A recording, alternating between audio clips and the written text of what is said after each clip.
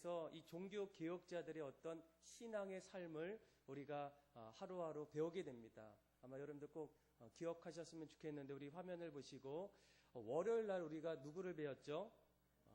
야누스, 체코의 종교 개혁자였던 이 야누스를 배웠습니다. 이 야누스는 그 당시에 어떤 하나님 말씀보다도 그 위에 어떤 그 이상도 없다. 그래서 오직 진리만을 붙잡았던, 그래서 가장 먼저 했던 것은 성경을 자신의 체코어로 번역하는 일을 하게 됩니다.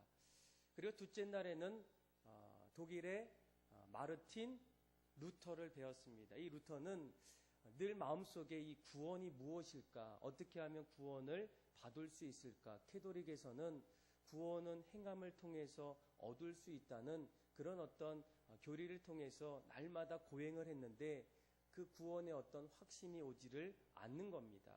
그러다가 로마서 1장 16절 17절에 보게 되면 하나님께서 예수님을 통해서 우리에게 복음을 주셨을 때에 그 복음을 믿음을 통해서 구원받는 그런 구원의 확신, 그래서 루터를 통해서 1517년도에 종교개혁이 시작되는 그런 일들이 일어납니다. 그리고 어제는 누구를 배웠죠? 취리히의 스위스의 찌빙글리. 이 찌빙글리는 이 종교개혁자였는데 늘 이 복음과 신앙과 이 전통에 대한 어떤 고민이 있었어요. 특별히 소세지 사건 기억하시죠? 이 사건을 통해서 정말로 이 전통이라는 것이 신앙을 더욱더 유익되게 만들 수도 있지만 오히려 우리의 신앙의 전통이 멍해가 될 수 있다. 그래서 늘 분별하고 또 무엇이 우리의 신앙에 가장 중요한지를 날마다 돌아보고 또 분별하는 그런 어떤 삶이 우리에게 반드시 필요합니다. 오늘 우리가 네 번째 시간으로 이제 종교개혁자였던 이 필립 멜랑히톤이라는 그런 종교개혁자를 또 함께 배우게 됩니다. 여러분, 이 사람은 이 종교개혁자로서는 조금 의외의 인물이다, 이렇게 사람들이 주로 얘기하게 됩니다. 그 이유는 지금까지 종교개혁자들 중에서 제일 종교개혁자 같지 않았던 사람이 필립 멜랑히톤이기 때문입니다. 여러분, 보통 우리가 이 개혁자다, 뭔가를 이루었던 사람들을 보게 되면 어떤 생각이 듭니까? 야, 그 사람은 정말로 영웅이구나. 마치 영화에 등장하는 인물처럼 어려운 상황 속에서도 끝까지 포기하지 않고 담대하게 용기를 가지고 모든 것을 헤쳐나갔던 어떤 그런 담대함과 어떤 용기를 가졌던 어떤 사람들을 우리가 이 개혁자 같은 어떤 생각을 갖게 된다는 겁니다. 그런데 이 멜랑히톤은 조금 달랐어요. 그는 탁월한 어떤 진취적인 어떤 용기, 담대함, 어떤 지도력을 갖고 있었던 사람이 아니라 늘 그는 조용했고, 오늘날로 말하면 외유내강 같은 어떤 사람이에요. 온순했고 부드러웠고, 정말로 이 사람이 종교개혁을 일으킬 수 있을까라는 어떤 의문을 들 정도의 어떤 사람으로 평가받았어요.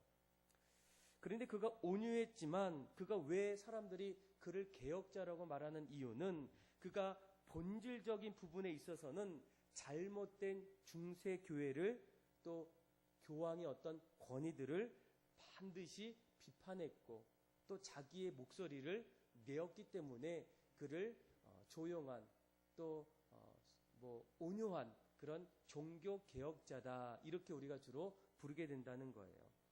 그래서 우리가 저도 한번 이 사람의 어떤 자료들을 좀 찾아봤는데 이 자료들이 그렇게 많지가 않아요.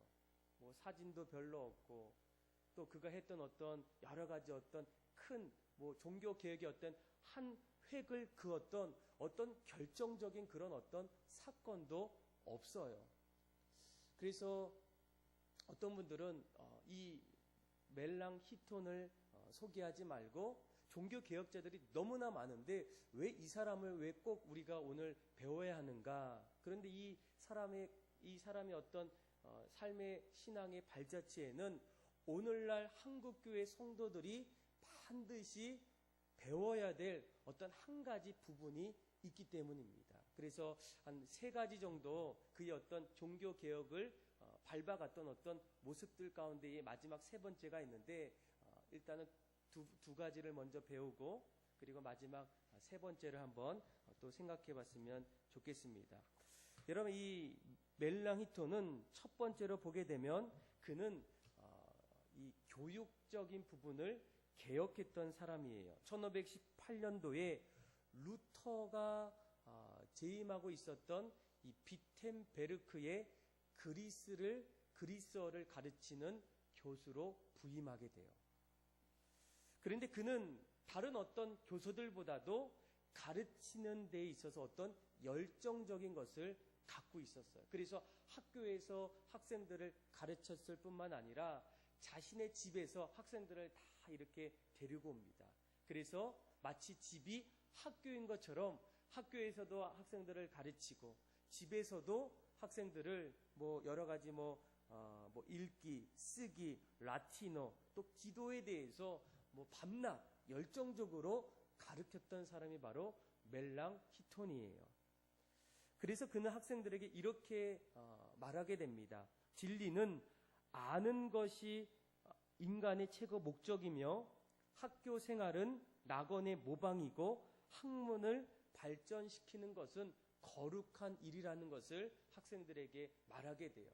그래서 그는 쉼없이 날마다 그렇게 열심히 학생들을 가르쳤다는 겁니다. 그리고 가르치면서도 그 안에서 어떤 새로운 교육을 어떤 헌장들을 하나하나 만들게 돼요. 교재도 만들고 교과목의 어떤 새로운 편성도 하나하나 만들면서 초등학교 때부터 대학교까지 어떤 교육의 어떤 체계들을 하나하나 개혁하고 새롭게 만드는 일을 하게 돼요. 그래서 그를 우리가 교육자다 이렇게 주로 말하게 됩니다. 그런데 그의 어떤 열심과 어떤 교육에 대한 어떤 땀의 결과는 그 비텐베르크의 어떤 교육의 어떤 개선으로만 끝나는 것이 아니라 독일에 있는 모든 대학교에 그의 어떤 개혁의 교육들이 하나하나 이렇게 전파되게 돼요. 그래서 독일의 모든 학생들은 독일의 스승은 누구일까? 그러면 필립 멜랑히톤이라고 그 사람들은 얘기할 정도로 그는 교육에 대해서 개혁을 일으켰던 사람이 바로 멜랑히톤이라는 거예요. 그리고 두 번째, 그는 신학자로서의 어떤 신학을 개혁했다는 겁니다. 여러분, 이 멜랑히톤은 루터와 동시대의 사람이에요. 그런데 우리가 이 루터와 이 멜랑히톤을 보게 되면 이 멜랑히톤은 오히려 루터와는 너무나 다릅니다. 루터는 조금 용감하고 담대하고 또 때로는 과격적인데 이 멜랑히톤은 조금 온순해요. 조용해요. 그래서 앞에서 종교개혁을 진두지휘했던 사람이 루터라면 그 뒤에서 조력자였고 협동자였고 동역자였던 사람이 바로 멜랑히톤이라는 거예요. 그래서 우리가 이 멜랑히톤을 왜 개혁자로서 배워야 할까? 오늘 이 시대는 맨 앞에서 무언가를 이끌어가는 지도자도 있어야 되지만 그 지도자와 함께 무언가를 새롭게 만들 수 있는 어떤 조력자, 동반자, 그리고 동역자 같은 사람들도 반드시 있어야 한다는 거예요. 역사가들은 루터가 종교개혁을 일으킬 수 있었던 가장 큰 어떤 힘 중에 하나가 그 곁에는 바로 멜랑히톤 같은 어떤 조력자가 있었기 때문이라고 얘기합니다. 그래서 이 루터가 앞에서 오직 믿음으로 또 비텐베르크 이 성문 앞에서 교회 앞에서 95개조 방방문을 이렇게 붙이지 않습니까? 그런데 이것을 붙였을 때에 사람들이 맞다, 그렇구나, 그를 찬성하거나 옹호하는 사람도 있었지만 그 이야기를 듣고 그를 비판하거나 또 그를 정죄하는 사람들이 있었어요. 그래서 1521년도에 보게 되면 파리의 소르본 대학교에서 이 95개조 방법문을 붙였던 루터의 어떤 주장 앞에서 그들은 104가지의 조목으로 루터를 정죄하는 어떤 그 조문을 만들게 돼요. 그런데 이렇게 만들 때 어떻게 해야 됩니까? 그것을 반박하거나 또 루터를 옹호할 수 있는 어떤 또 다른 조력자가 있어야 되는데 그 일을 했던 사람이 바로 멜랑 히톤이라는 사람입니다. 그래서 그는 조용히 또 온화하게 그러면서도 교육가이지만 아까 얘기한 것처럼 신학자예요. 그래서 루터가 이제 자신의 어떤 신앙을 앞에서 주장할 때에 그 신앙이 왜 맞는지 어떻게 그것을 설명해야 되는지를 하나하나 신학적으로 만들었던 사람이 바로 멜랑 히톤이라는 사람입니다. 그래서 그는 그 해에 신학 총론이라는 책을 저술하게 되는데 이 책은 개신교 최초의 조직 신학 작품이라고 해요. 대작이라고 부릅니다. 그래서 이 책 안에 보게 되면 루터가 주장했던 모든 것들을 옹호하는 내용도 나오고 또 어떤 루터 교회의 어떤 근본 원리를 기록한 책이에요. 그래서 루터가 맨 앞에서 종교개혁을 막 이렇게 부르짖고 또 사람들 앞에서 외쳤다면 이 멜랑 히톤은 무엇을 하겠습니까? 그 뒤에서 그것을 그 종교를 그 신앙을 이론화하고 교리화하고 그리고 책과 글로 그를 뒷받침해줬던 그런 사람이 바로 필립 멜랑 히톤이라는 거예요. 그래서 사람들은 그를 종교 개혁자다 그러면서도 조용하지만 아닌 것이 아니었을 때 분명히 그것을 말했던 사람이 바로 이 멜랑 히톤이라고 말하게 돼요. 그래서 이 종교 개혁의 개혁으로서 그는 교육을 하나하나 개혁합니다. 그리고 또 한 가지는 신학이라는 아주 어려운 학문이지만 그것을 하나하나 체계화시키는 개혁자로서의 삶을 이 멜랑 히톤이 살았다는 거예요. 두 가지 우리가 기억했으면 좋겠어요. 교육자였고 그리고 신학자였습니다. 그리고 오늘 우리가 정말로 이 멜랑 히톤을 통해서 또 한 가지 배워야 될 개혁의 어떤 모습은 그는 화해자의 어떤 신앙으로 개혁을 했다는 거예요. 여러분 그의 성격이 어떻다고 했습니까? 좀 온화하다고 얘기했어요. 그래서 온화한 성분 때문인지 늘 루터와 함께 있으면서도 루터와는 너무나 달랐어요. 우리는 뭐 이렇게 주로 뭐 비슷한 사람끼리 같이 있지 않습니까? 그런데 루터와 멜랑 히톤이 곁에 있으면 사람들이 야 어떻게 둘이 같이 있을 수가 있느냐 달라도 너무 다른데 이런 어떤 생각을 가질 정도예요. 그런데 이 중요한 것은 루터는 자신의 어떤 오직 믿음으로 자신의 어떤 신앙을 위한 어떤 종교 개혁을 일으킬 때에 그것을 반대했던 사람들 앞에서 어떻게 하게 됩니까? 자기의 주장을 담대히 선포하게 돼요. 그러다 보면 어떤 일이 일어납니까? 나의 생각과 또 상대방의 생각이 전혀 다를 수가 있어요. 그런데 그때가 참 중요한 것 같습니다. 다를 때에 여러분들도 생각이 다르고 신앙이 다르고 바라보는 것이 다를 때에 여러분들은 주로 어떻게 하십니까? 아 그렇구나. 당신의 생각은 이렇군요.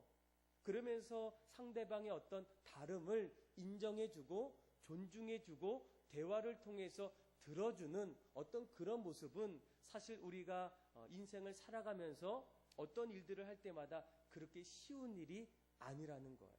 그런데 이 멜랑 히톤이라는 이 종교 개혁자는 그 온순한 성품인 탓인지 몰라도 늘 그가 루터와 함께 이 종교 개혁을 일으킬 때마다 사람들과 어떤 대화를 통해서 또 상대방을 존중하면서 그의 마음속에는 어떤 평화와 일치라는 그런 어떤 대화를 통해서 양보하는 인물이 바로 필립 멜랑 히톤이라는 사람입니다.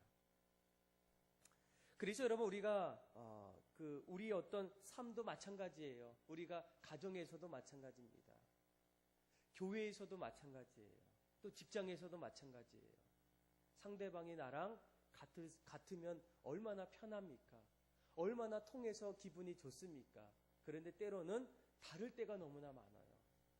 한 가지 일에 대해서도 전혀 다른 생각으로 그것을 볼 때가 있다는 거예요. 그런데 그때 여러분들은 주로 어떻게 하세요? 어떤 분들은 왜 이거를 이렇게 하시냐고, 왜 이런 생각을 갖고 있냐고, 그러면서 그렇게 생각하는 그 자체를 이해할 수가 없어요. 그러면서 자기의 목소리를 더 크게 낼 때가 있습니다.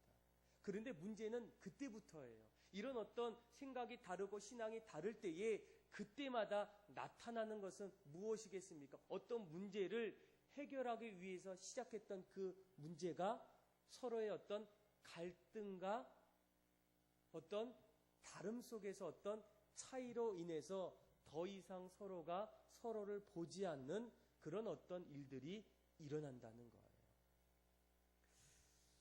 물론 이 멜랑 히톤이 날마다 온유하고 그리고 그의 어떤 마음속에 어떤 서로를 존중하고 대화하는 그런 어떤 품성이 있었기 때문에 그것 때문에 늘 어떤 자리에서도 서로 다른 어떤 입장에서도 늘 그의 어떤 입장을 귀담아 들어주고 함께 했던 것도 있지만 그는 분명히 그렇게 얘기합니다. 내가 이렇게 다른 사람들의 어떤 다른 어떤 모습들을 들어주는 이유, 존중해주는 이유, 그리고 양보해주는 이유는 한 가지라는 거예요. 그것이 뭐냐면 내가 이렇게 평화와 일치와 존중을 하는 이유는 바로 진리를 지키기 위한 수단으로 나는 그렇게 살고 있다는 거예요. 내가 지금 이 자리에서 화를 내거나 서로 달라서 내 목소리를 내게 되면 더 이상 나와 그 사람이 합일점을 찾을 수가 없다는 거예요. 그래서 참을 수 없음에도 불구하고 내가 그 진리를 나와 그 사람이 함께 이루기 위해서 조금은 더 기다려주고 듣게 되고 양보해주는 그런 어떤 본질적인 부분에 있어서는 내가 그 일을 하고 있다는 겁니다. 아마 이 부분이 우리가 살고 있는 이 시대에 정말로 오늘날 같이 서로 이념이 다르고 생각이 다르고 서로 신앙의 어떤 연륜이 달라서 서로 갈등하고 하나 되지 못하고 불협화음이 일어나는 이런 어떤 시대에 무엇보다도 이런 부분들이 우리가 가장 필요하다는 거예요. 그래서 여러분 이 멜랑 히톤이 지금까지 걸어왔던 어떤 그의 어떤 삶을 돌아보니까 찾아보니까 그는 이런 사람이었어요.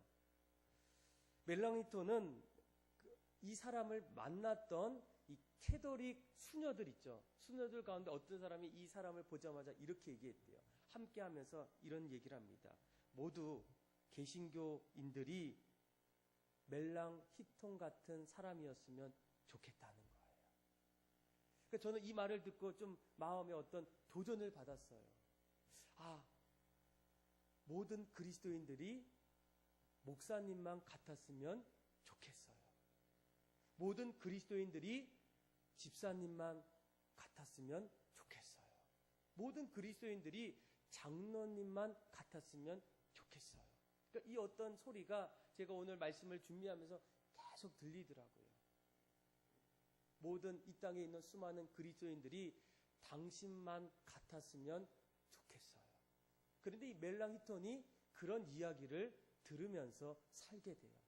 오히려 그의 어떤 이념과 신앙이 달랐던 수녀들을 통해서 듣게 된다는 거예요.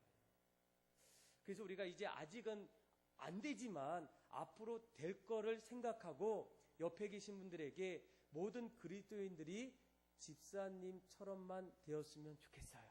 이렇게 한번 얘기해 보세요. 한번 옆에 계신 장로님 있으면 모든 그리스도인들이 장로님만 같았으면 좋겠어요. 예. 여러분 지금은 안 되는 거 다 알고 있어요. 그런데 언젠가 우리가 신앙이 점점 깊어져 가고 열매가 맺고 하나님 앞에 점점 하나가 될 때에 언젠가 우리도 그런 이야기를 여러분 들어야 되지 않겠습니까? 모든 그리스도인들이 당신처럼, 집사님처럼, 장로님만 같았으면 좋겠어요. 멜렁히톤이 그런 이야기를 들었다는 거예요.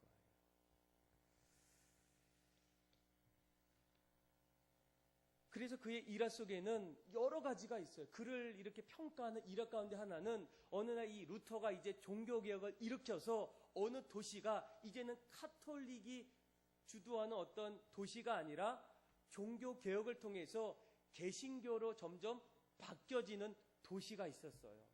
그러다 보니까 어떻습니까? 그 안에 있는 이 캐톨릭 교회, 성당 이런 어떤 예배와 어떤 그 수도회가 점점 이렇게 문을 닫게 돼요. 아예 제도로서 그렇게 막습니다. 시의회가 이제 앞으로 여기 수도원은 앞으로 예배를 미사를 드리지 마십시오. 그래서 점점 문을 닫는 그때에 클라라 수녀회라는 그 수녀회 중에 거기 있는 모든 수녀회가 안 된다는 거예요. 그래서 끝까지 단결해서 이 개신교에 맞서서 저항합니다. 그래서 그 당국은 그들의 어떤 수녀들의 어떤 자격을 박탈하고 또 그 자리에서 이제 개신교의 어떤 설교를 듣게 하고 심지어는 사람들이 이 수녀들에게 돌을 던져요. 그런데 그때에 그것을 만류하고 오히려 수녀들을 옹호했던 사람이 누구였겠습니까? 짐작하시죠? 멜랑 히톤이라는 사람이 오히려 이제는 수녀회의 입장에 서서 그들을 옹호하고 있다는 거예요. 그렇죠? 그의 어떤 모습, 그의 어떤 신앙의 어떤 삶의 모습을 조금은 엿볼 수 있겠죠. 그리고 그 당시에 카톨릭과 이제 개신교가 점점 이념, 신앙의 어떤 교리적인 어떤 일로 인해서 서로 계속적으로 대립합니다.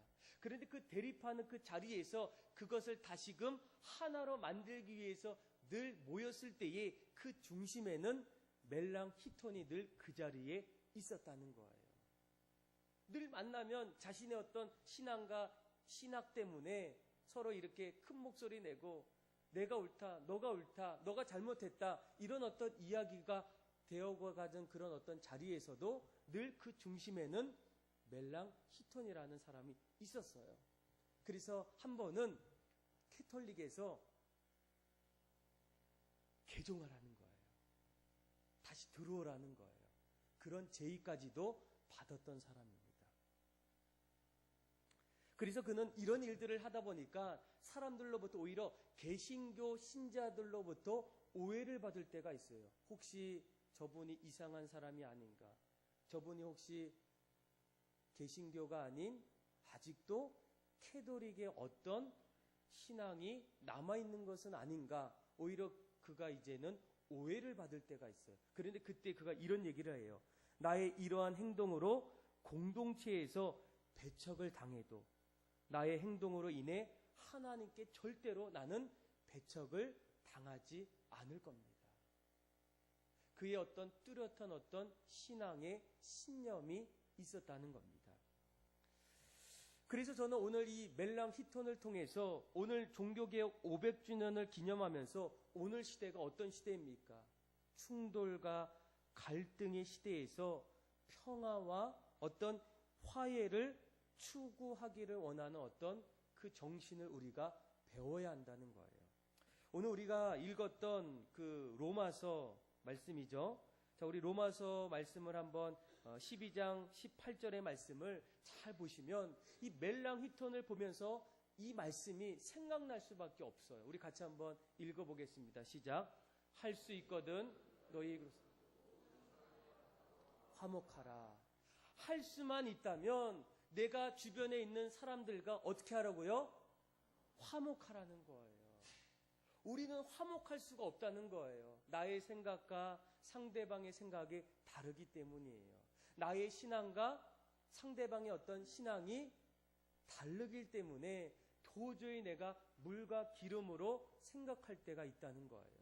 그런데 오늘 말씀을 잘 읽어보면 더불어 할 수만 있다면 모든 사람들과 어떻게 하라고요?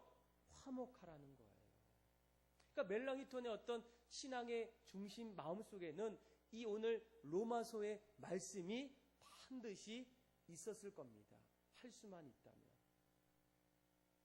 정말로 우리가 마지막까지 그 진리를 위해서 할 수만 있다면, 내가 어떤 수모를 당해도, 오해를 당해도, 내가 조금은 기다려주고 인내하고 때로는 내가 사람들로부터 피해를 당해도 할 수만 있다면 내가 화목하기를 원하는 것.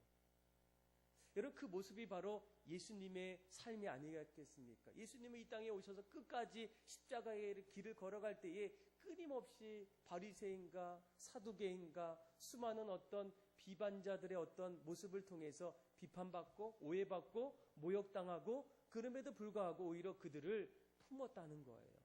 기다려줬다는 거예요. 오히려 그들을 마지막까지 모든 사람이 구원을 받으며 진리를 이루기까지 주님은 자신의 길을 인내하면서 기다려주면서 걸어갔다는 겁니다.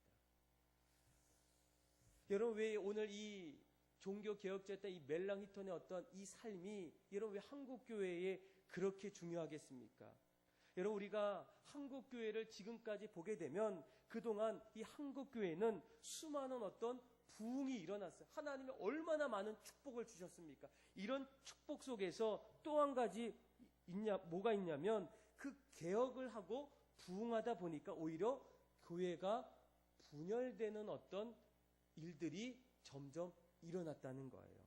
그래서 한국 교회사 초기에 선교사님들이 복음의 뜨거운 열정을 가지고 왔는데 점점 사람들이 복음을 점점 믿고 교회가 세워지다 보니까 처음에는 선교사님들끼리 서로 갈등하고 충돌하는 일들이 일어나요.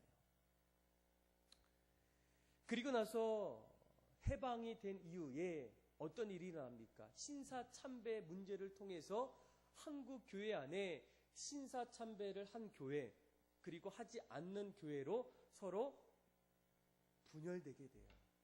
아니, 어떻게 하나님을 믿는 교회가, 성도가 신사참배를 할 수 있겠는가?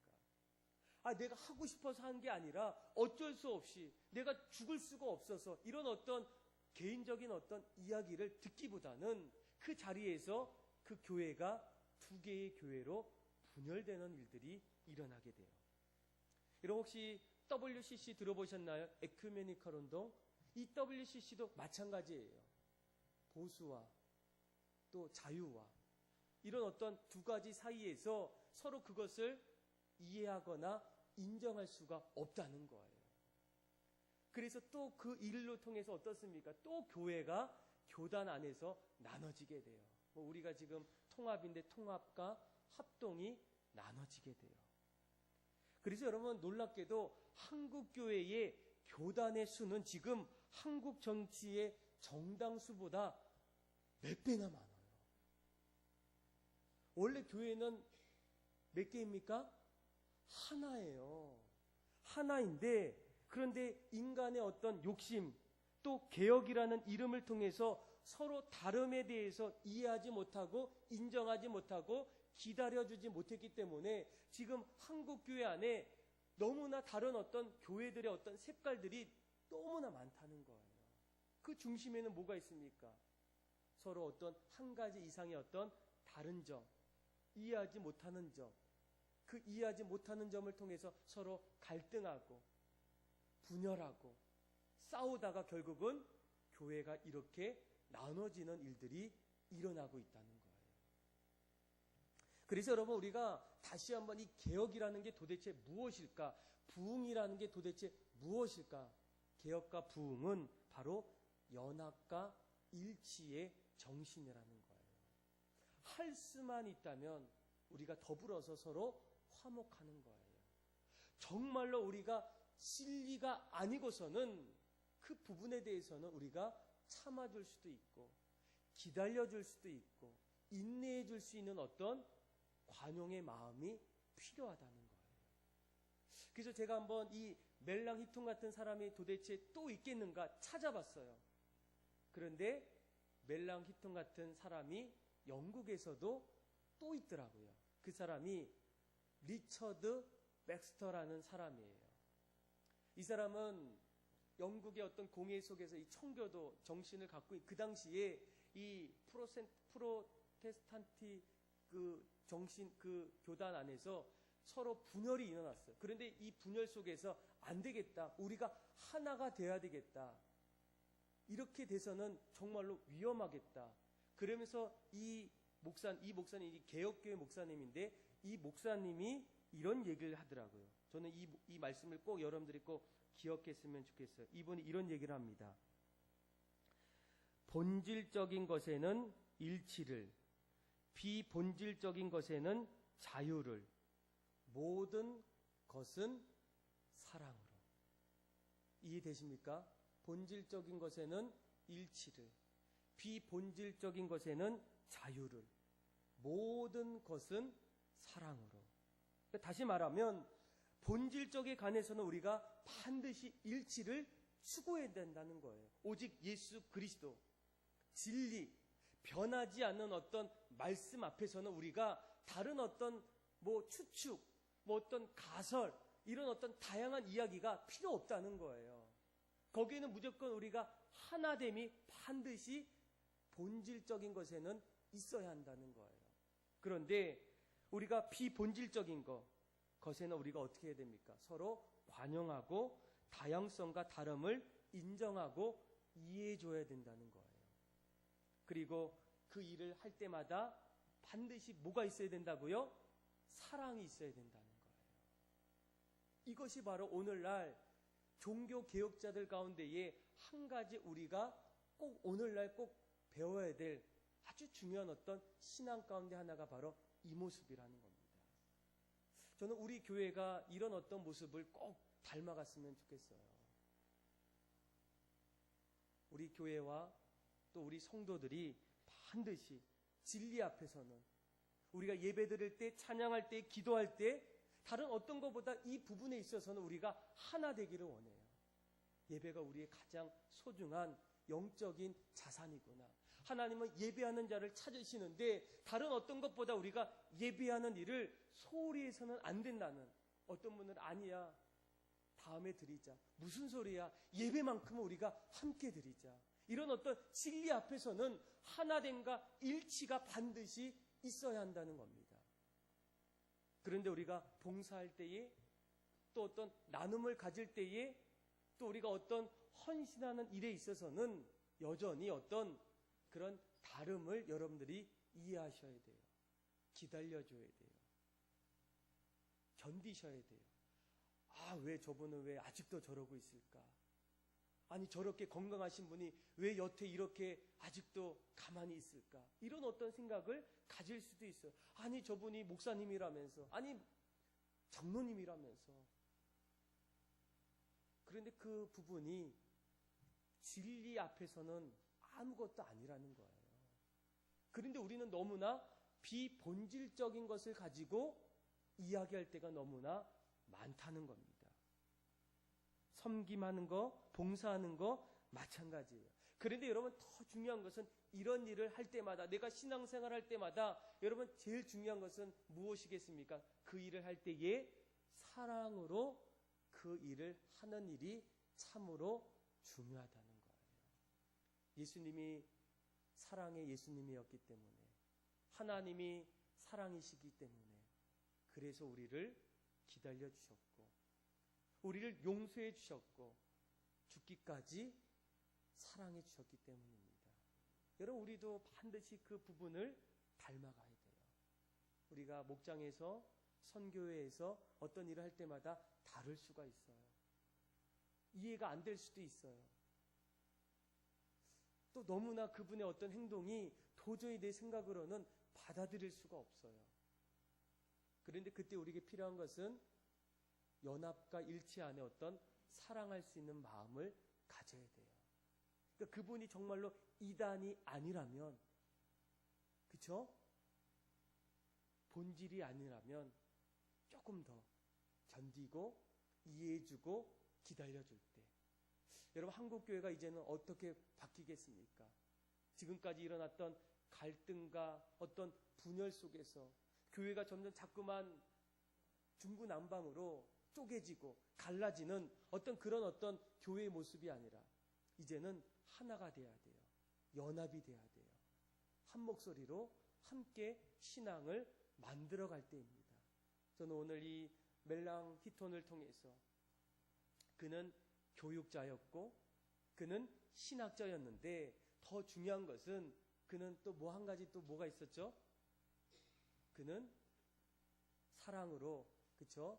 마지막까지 늘 기다려주고 진리 앞에서 늘 간용하고 연합과 일치를 통해서 그의 어떤 신앙의 어떤 삶을 걸어갔던 겁니다. 저는 여러분들이 앞으로의 모든 삶이 멜랑 히톤이 가졌던 그런 신앙의 어떤 삶의 모습을 꼭 닮아가고 여러분들의 삶 속에 나타나는 그런 여러분들의 삶이 다 되기를 주님의 이름으로 축복합니다.